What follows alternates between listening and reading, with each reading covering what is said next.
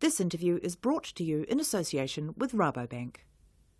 Hello and welcome to Rural Delivery Online, where we speak with those working in and for New Zealand's primary sector industries. Simon Saunders is a farmer in northern Southland. He's also chairman of the New Zealand Farm Environment Trust. Now, that's an organisation set up to administer what's become the Balanced Farm Environment Award. Simon, welcome. Thanks. Great to be here, Roger. Simon, it's been 10 years since Gordon Stevenson established the vehicle with the Waikato Conservation Board, Environment Waikato, to recognise good environmental farmers. Can you give us a little bit of a history of the Trust's activities in that decade since? Yeah, so Gordon set the Waikato Trust up, and that was he saw an opportunity to be able to promote what farmers are doing, not only from a productivity point of view, but also from a conservation environment perspective. That was in collaboration with the Environment Waikato, the local regional council. It was really successful in the Waikato, and then in around 2002, 2003, they decided to take it nationwide. And the trust has grown immensely from then. We're now in 11 regions around the country. We've only got left the west coast of the South Island and top of the South Island are the only two regions that we don't have an awards program in now. So we are all but a national program, and we've got a great team of sponsors, and things have been growing and doing really well. Yeah, look, it has reached a real scale. How many people are involved in it? So we have a team of two nationally within the trust, and then we have hundreds of volunteers around the country that are really motivated. And every region's got its own committee, which is manned by farmer volunteers, and then many of our sponsors and partners also give a huge amount of their time to get people to enter and do the judging and have the awards evening and field day and a number of other programs and projects that they run in their regions. And numbers of entries, how's that tracked over the years? Getting farmers to enter the awards is probably our biggest challenge. It's not in farmers' DNA to put their hands up and want to jump up and be in awards programs. So that's always our biggest challenge. But look, over the years, we've ranged probably on average somewhere between 10 and 15 in most regions, and that's pretty stable. Some regions will have a difficult year, often whether there's been a drought or some floods or something else that just makes it hard for farmers to want to enter when their properties aren't looking as good as they want. But generally around those 10 to 12 every year. What's the process that you go through when you decide to enter? How does it work? So a farmer will decide to enter. Often they've had their arm twisted. Some do just come out and enter on their own bat, which is fantastic. They will then go through 2 half-day judging processes. So they'll go through what we call our first-round judges. So a team of judges will get out and judge 2 or 3 farms each. The judges will then get back together and they will select from the farms that they've all seen generally around 6 finalists. Sometimes it's 4 or 5 depending on the region, but generally it's around 6 finalists. And then a team of finalist judges of usually 4 will head out and judge all those 6 farms, and then from there they'll sit down and select the different category winners and the supreme winner for the region. So that's generally the process. And then that's announced. We have a big awards evening, which is usually a fantastic evening in each region, and then the supreme winner will have a field day after the awards evening on their farm. So what sort of qualities are you looking for in your judges, and what sort of a composition of it makes a good judging panel in your view? So a great judging panel is a range of skills. The judging of the Farm Environment Awards is unique in that we're not just looking at one aspect of farming, whether it's productivity or just the environment. We're looking at the whole farm environment. We take, I guess, some people may say, a real holistic view of the farm. So we're looking at not only the financials or the production, but we're also looking at environmental outcomes on farm, and also the social side of the farming business, how the farmers get involved in the community, how they're managing their staff. So it's a wide range. So key to a good judging panel is having that range of skills, from bankers to scientists to farmers. Farmers are absolutely critical because they're the ones who can often relate to a farmer, especially when you're right at the farm and the farmer and your wife may be pretty nervous So another farmer sitting down and starting the conversation, whether it's about the weather or the lack of feed, whatever it is, often relaxes the entrant, and then you can go from there. So absolutely critical that you have a wide range in the judging panel.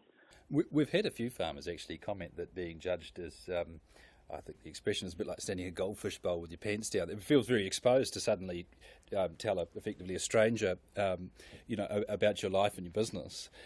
You've been through this process. You've been an entrant and a winner. Is it stressful?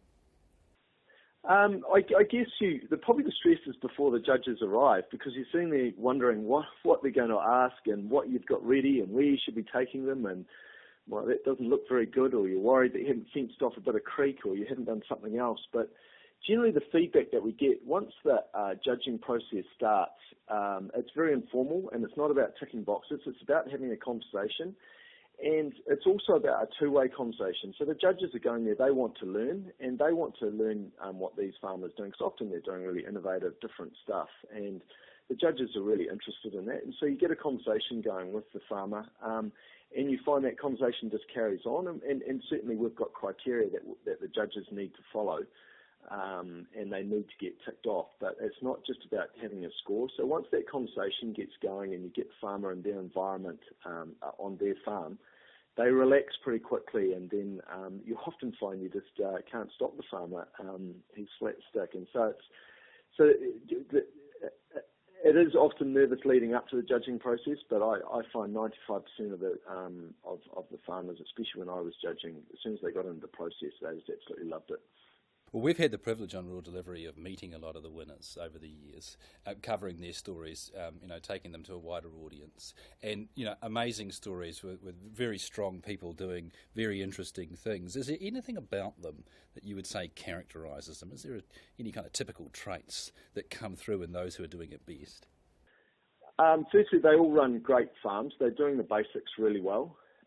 Secondly, they understand that they need to be thinking more about just production or about profitability, and they often have got a keen interest in their natural resources, whether it's soils or water or planting trees or those types of things. And often they work really well as a team, although you may see that the husband out the front doing the work and doing the talking. It's often the wife or the partner sitting in behind who's helping make a lot of the really key decisions and is helping really drive the business. So I guess there's some of the key characteristics, but yeah, everybody's different. But certainly there's some of the absolute key ones that we see when we're out judging. What about the role of recognition? When you receive the award, you get quite a bit of publicity. You might end up on Rural Delivery, and lots of other things will happen. Certainly the neighbours will know about it. Is that important, or is it more about this kind of underlying idea that there are role models and inspiration and encouragement for others out there? For us as a trust, it's absolutely critical. If we want to carry on growing the message around having more sustainable farming, more sustainable and profitable farming systems and businesses in New Zealand, it's absolutely critical that they become role models and they get out and do as much talking as we can. So part of the process is hopefully giving them the confidence that they have their farm critiqued and they're willing to stand up and talk about what they're doing and the issues that they're facing, which we hope will play a real leadership role within their community. And it may be just within their community, or it may be within the wider agricultural sector. For some farmers, that's really easy. Some feel as though they've been given a soapbox to stand on, and they're really keen to stand up and get involved. And we see so many of our entrants and award winners grow another leg and get involved in all sorts of really interesting stuff that provides great leadership for the industry. Others just get involved at a really community level and do stuff within their community or within along those lines that is also really important. So absolutely, we see that's a critical role, and part of our role as a trust is showcasing what those farmers are doing for the benefit of the agricultural sector, and also for the urban community that often look at these people and see what they're doing, and that's really important.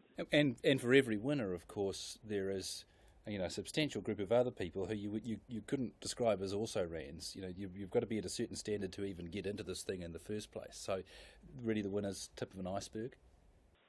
Yeah, absolutely. I mean, we see so many of the entrants that don't even make finalist farms are doing fantastic work, and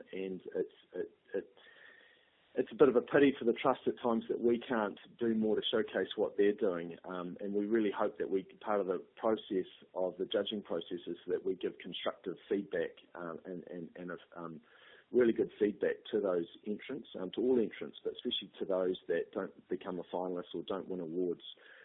So they've got things to go away and work on and think about, and hopefully they work on those things and come back and into the awards and win awards. And we've seen numerous farmers come back and have put in place a lot of the feedback that the judges have given them, and have come back and won awards, and some of them gone on to be supreme winners, which is just fantastic, and it shows that the process and the system works really well. Well, with such a successful system, in many ways, by setting your judging criteria and the like, you're in a position to help define what a highly sustainable farm is these days. And so I wonder, what does that relationship look like in terms of your judges learning what's possible from the people who enter, and how that evolves over time, about what the definition of a highly environmentally responsible property and business actually is? The goalposts keep changing. I guess the first comment I made, when we entered, I remember we won the Nutrient Management Award. I remember judging 5 years later and sitting down and thinking, my God, I don't think we'd win that award, because people's skills and knowledge had just carried on developing in that area, and that will carry on for a long time yet. And you see, and it made me go away and think, well, I've got to do a lot more work in this area to keep up with where the really good farmers are, what they're doing in terms of nutrient management. So it shows that it's changing all the time. The goalposts are changing, and what we thought was good practice in water quality 10 years ago is nowhere near good practice in water quality today. And so it's going to be constantly ongoing, developing those skills and knowledge and spreading them around the farming community so that everybody's lifting their game. Brilliant. Thanks, Simon. Look, just before we go, are entries open each year from when? They're open this year, 1st of August, so entries are open. In some regions, they'll be getting pretty active in terms of getting their entrants in. They'll be, especially further north you go in the North Island, they're starting to look at judging over the next couple of months. Come further south, we really don't get into it for another month or two, but certainly entrants are open, and we'd welcome any farmers out there who are listening to this to get online and have a look at what we're doing and enter. It would be wonderful. Brilliant. Look, Simon, thank you so much for your time. We'll keep in touch and we'll keep covering those award winners. Thank you very much, Roger. This interview was brought to you in association with Rabobank.